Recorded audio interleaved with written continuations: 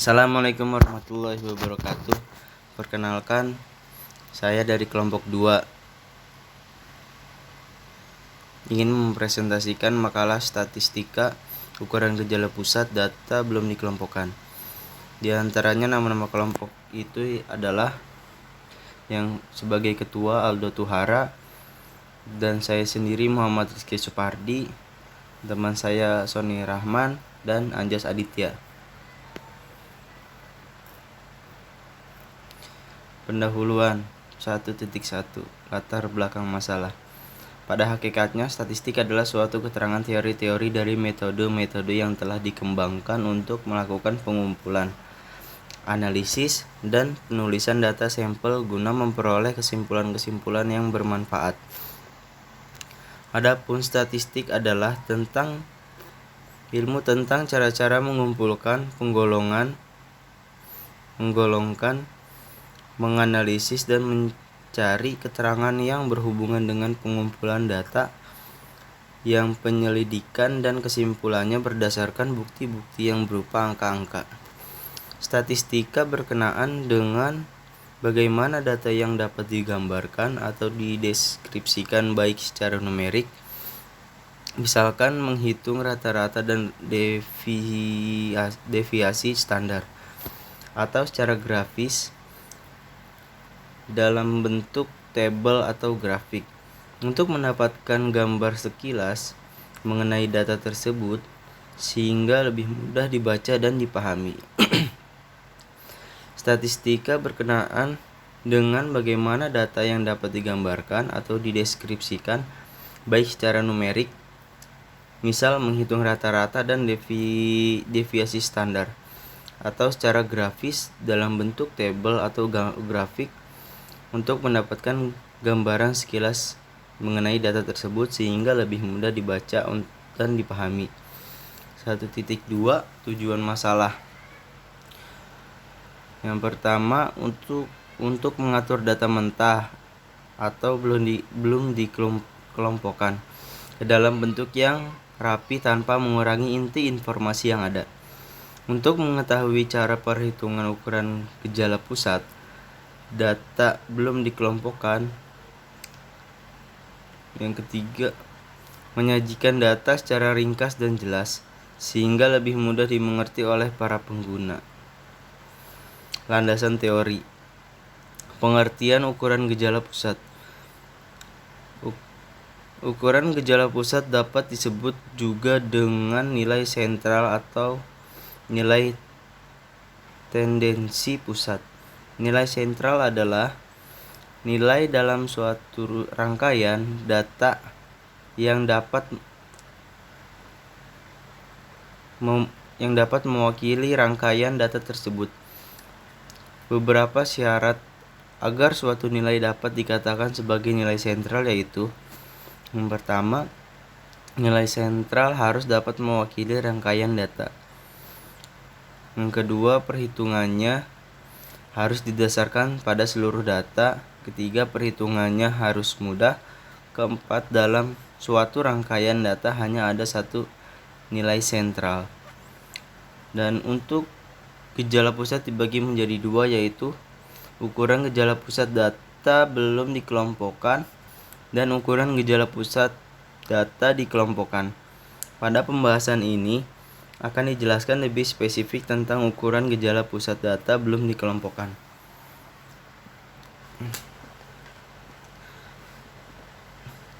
2.2 Ukuran gejala pusat belum dikelompokkan.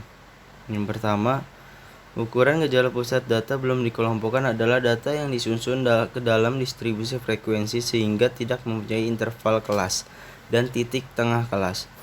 Sedangkan pada ukuran gejala pusat data dikelompokkan, datanya sudah disusun ke dalam sebuah distribusi frekuensi sehingga data tersebut mempunyai interval kelas yang jelas dan mempunyai titik kelas. Ada beberapa macam ukuran gejala pusat data belum dikelompokkan, yaitu rata-rata hitung atau mean atau mean, rata ukur atau geometri, rata-rata harmonis, rata-rata tertimbang, median, modus, dan fraktil kuartil, desil, dan persentil.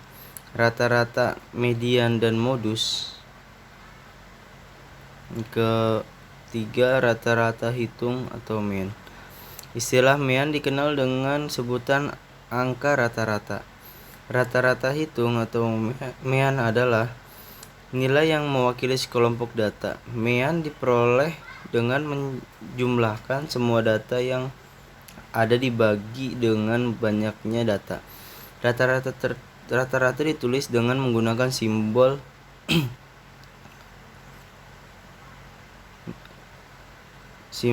mu, dibaca mu, untuk menyatakan rata-rata populasi, dan dibaca X bar. Untuk menyatakan rata-rata sampel secara aljabar, rata-rata dapat ditulis sebagai berikut. Rata-rata mean. Istilah mean dikenal dengan sebutan rata-rata. Rata-rata hitung atau mean adalah nilai yang mewakili sekelompok data. Mean diperoleh dengan cara menjumlahkan semua data yang ada dibagi dengan banyaknya data. Rata-rata ditulis menggunakan simbol mu. Untuk menyatakan rata-rata populasi, dan dibaca X bar. Yang menyatakan rata-rata sampel secara aljabar, rata-rata dapat ditulis sebagai berikut. ini contohnya untuk rata-rata populasi, untuk rata-rata sampel, dan keterangan. Di sini simbol-simbolnya sudah dijelaskan ya. Lambang penjumlahan semua gugus data pengamatan, X1 nilai data ke-1, N banyaknya sampel data, N besar banyaknya data populasi, X strip nilai rata-rata sampel, dan mu nilai rata-rata populasi. Rata-rata ukur atau geometri. Rata-rata ukur atau geometri adalah rata-rata yang diperoleh dengan mengalihkan semua data dalam suatu kelompok samsel, kemudian diakar pangkatkan dengan banyaknya data sampel tersebut. Karena mengikuti proses akar pangkat, maka apabila terdapat unsur data yang bernilai negatif, maka rata-rata ukur tidak bisa dilakukan. Rata-rata ukur geometri. Di sini dijelaskan tentang rumus rata-rata ukur geometri dengan keterangan G rata-rata ukur, XI nilai data ke-1,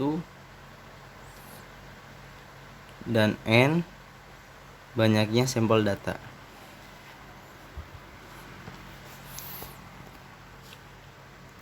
Rata-rata harmonis. Rata-rata harmonis adalah rata-rata yang dihitung dengan cara mengubah semua data menjadi pecahan, di mana nilai data dijadikan sebagai penyebut dan pembilangnya adalah 1.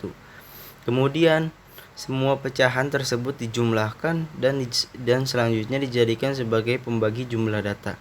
Rata-rata harmonis sering disebut juga dengan kebalikan dari rata-rata hitung atau mean. Di sini keterangan rumus tentang rata-rata harmonis, dan RH sama dengan ini contohnya. Dan sebagai berikut, RH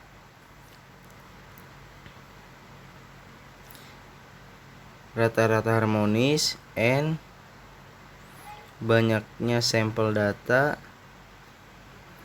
XI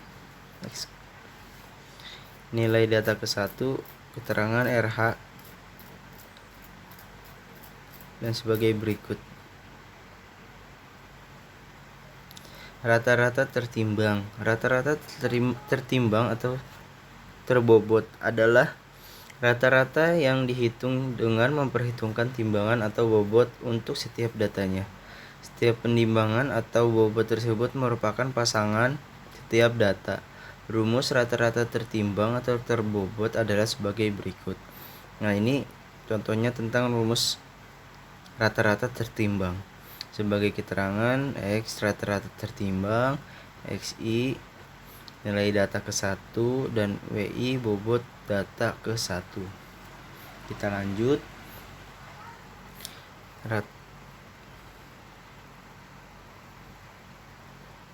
Ke median.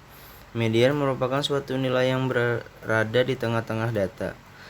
Setelah data tersebut diurutkan, atau dengan kata lain, median adalah titik tengah dari semua nilai data yang telah diurutkan dari nilai yang terkecil ke yang terbesar.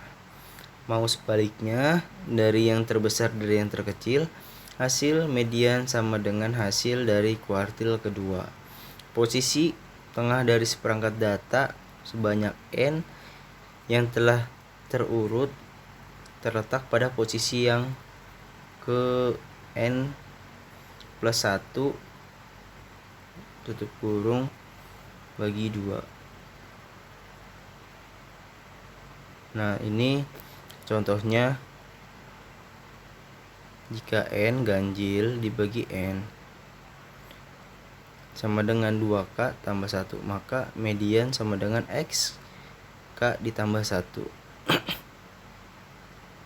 Jika N genap dibagi N sama dengan 2K, maka median sama dengan 1/2 dalam kurung XK tambah X K tambah 1 tutup kurung.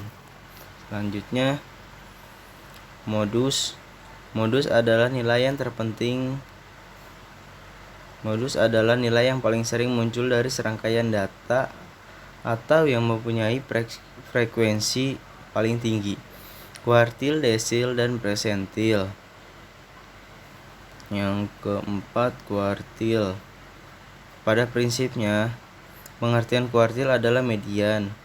Perbedaan hanya terletak pada banyaknya pembagian kelompok.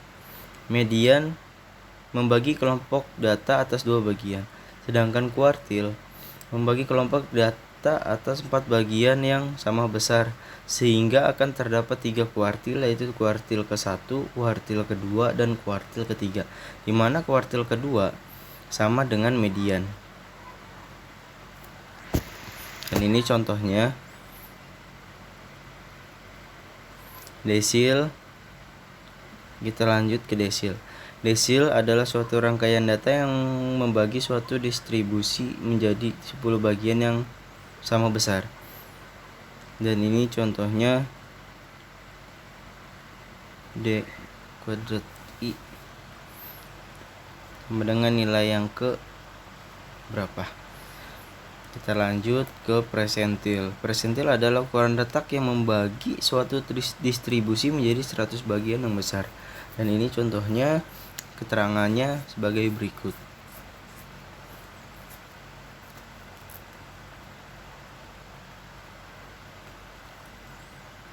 Kita lanjut.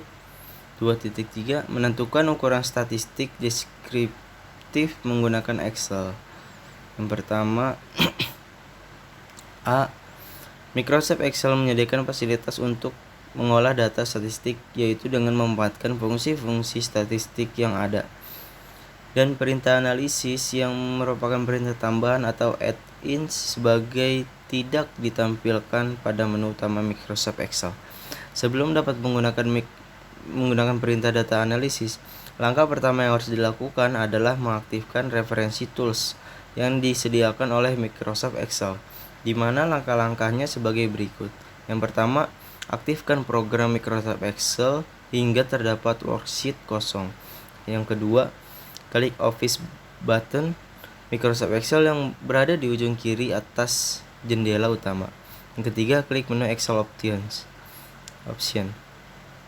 Keempat, sebuah kotak dialog Excel Option ditampilkan, dan klik menu Add-ins yang ada di jendela sebelah kiri, dan klik Analysis Toolpath pada daftar aplikasi Add-ins. Yang kelima, klik tombol Go dan sebuah kotak dialog Add-ins ditampilkan. Yang keenam, berikan tanda cek atau lihat gambar pada kotak Check Analysis Toolpath. Yang ketujuh, klik tombol OK dan tunggu beberapa saat sampai analisis berakhir. Yang kedelapan, kini dalam ribbon atau dalam kurung data akan muncul menu baru atau data analisis yang bila ditekan akan memunculkan kotak dialog pilihan yang melakukan kalkulasi statistik. Yang B, beberapa langkah yang dapat melakukan dalam melakukan analisis data statistik adalah sebagai berikut. Yang pertama, dari menu utama Microsoft Excel, klik menu data dan pilih menu data analisis.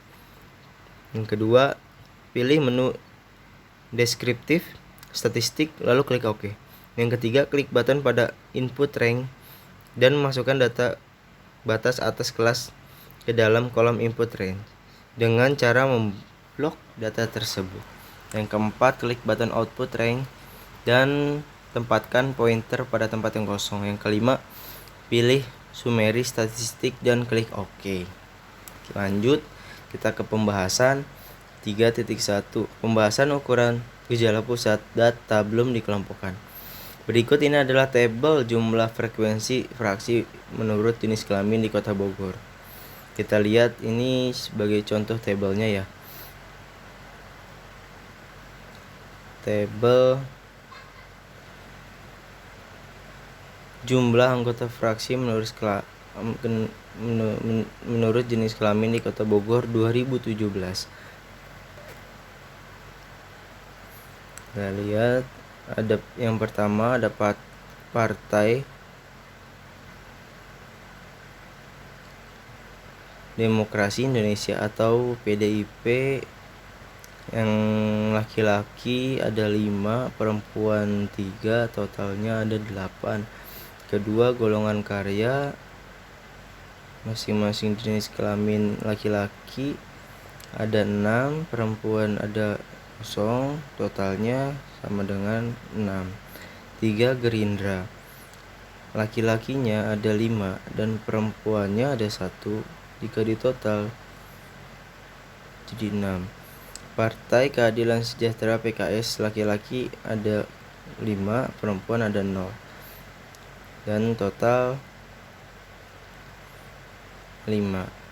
Partai Persatuan Pembangunan, laki-laki ada 4, perempuan ada 1, juga di total perempuan dan laki-laki adalah dari Partai Persatuan Pembangunan ada 5. Demokrat, laki-laki ada 3, perempuan 2, totalnya 5. Hati Nurani Rakyat ada 3, perempuan 1, total 4. Dan yang terakhir, Amanat Bintang Restorasi Bangsa, laki-laki ada 6, perempuan ada 0, sama dengan 6. Dan jumlah keseluruhan anggota fraksi menurut jenis kelamin di Kota Bogor yaitu laki-laki ada 37 dan perempuan ada 8. Jadi total keseluruhan dari semua fraksi ada 45. Sampel data jumlah anggota fraksi laki-laki di Kota Bogor adalah 56554336. Data terurut 3345555 dan 66.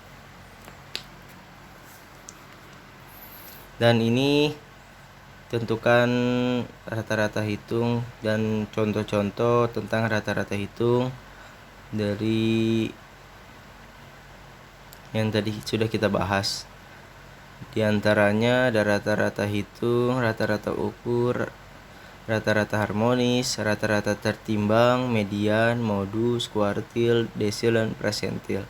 Pembahasan diketahui X1 sama dengan 3, X2 sama dengan 3, X3 disama dengan 4, X4 sama dengan 5, X5 sama dengan 5, X6 sama dengan 5, X7 sama dengan 6, X8 sama dengan 6, dan N sama dengan 8.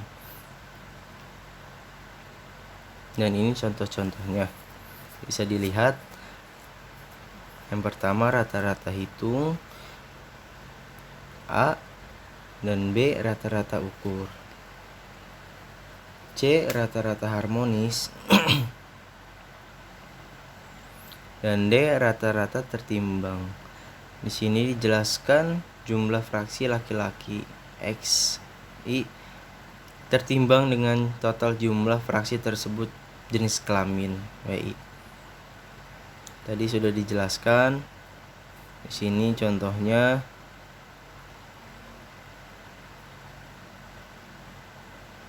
dan ini nomor 2 median. Data genap sama dengan N sama dengan 8. 3 ada kuartil. Nah, ini median contoh-contohnya ya. Yang nomor 2 ada A median dan B modus. Modus pada data tersebut ada 5. Kita lanjut. Dan yang ketiga, yang pertama ada kuartil. Ini contoh dari kuartil. Bisa dilihat, dan B desil. Ini di sini sudah dijelaskan ya. Dan C presentil. Di sini juga sudah ditulis keterangannya, PI sama dengan nilai yang ke 1 dan N tambah 1 dalam kurung tutup kurung dibagi 100,1 sama dengan 1, 2 dan seterusnya.